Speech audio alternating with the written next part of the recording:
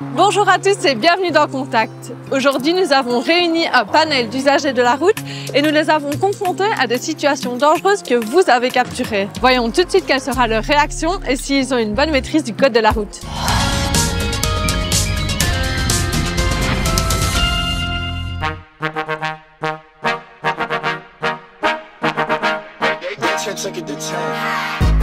Quelles infractions commet le véhicule qui effectue le dépassement?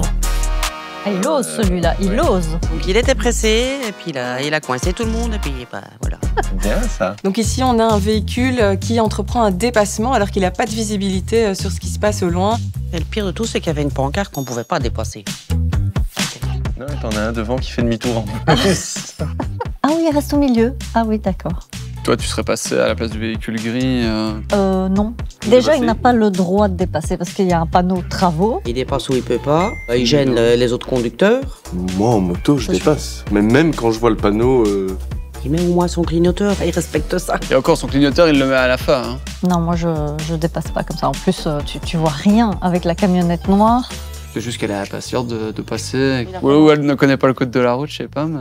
Ce véhicule, il ne respecte pas l'interdiction de dépasser qui est signalée par un panneau. Il roule également sur un marquage d'évitement. Il dépasse aussi sans avoir une bonne visibilité sur les véhicules qui viennent en sens inverse. Et donc, il y a plusieurs infractions qui sont commises dans cette situation. Avant un dépassement, un conducteur, il doit vraiment s'assurer qu'il peut le faire en toute sécurité. Donc, il doit avoir une bonne visibilité sur les véhicules qui viennent en sens inverse. Il doit être certain de pouvoir effectuer ce dépassement dans un temps très court et de pouvoir aussi se rabattre à droite après le dépassement sans gêner les autres usagers. Si ces conditions ne sont pas réunies, on ne peut simplement pas effectuer de dépassement. Dernière chose que beaucoup de conducteurs ignorent, c'est qu'à l'exception des voies à sens unique ou des voies où on a plusieurs bandes dans le même sens de circulation, on ne peut dépasser qu'un véhicule à la fois.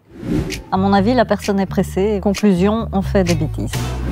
Que signifient les bandes striées se trouvant sur la chaussée?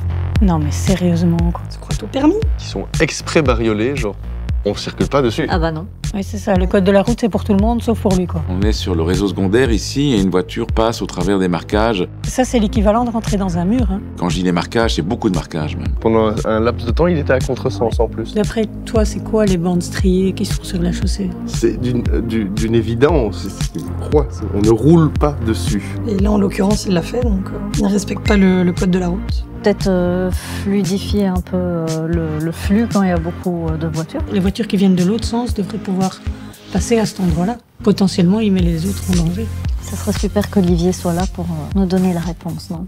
Les gestionnaires de voirie utilisent des marquages notamment pour signifier les bords de la chaussée. Ici, ce sont des marquages centraux avec une zone dans laquelle on trouve des stries. C'est clairement destiné à faire tampon entre des situations très contrastées comme une bande pour tourner à gauche ou à droite. Passer à travers tous ces marquages constitue non seulement une infraction mais surtout un danger pour le conducteur qui le fait ainsi que tout son environnement. Alors ici, il y a même un cumul d'infractions. Il y a d'abord le fait de passer au travers des marquages et donc de rouler hors chaussée, mais aussi il y a ici la volonté, alors qu'on est sur le réseau secondaire, de dépasser plusieurs véhicules à la fois, alors que sur le réseau secondaire, c'est un dépassement à la fois qui est autorisé.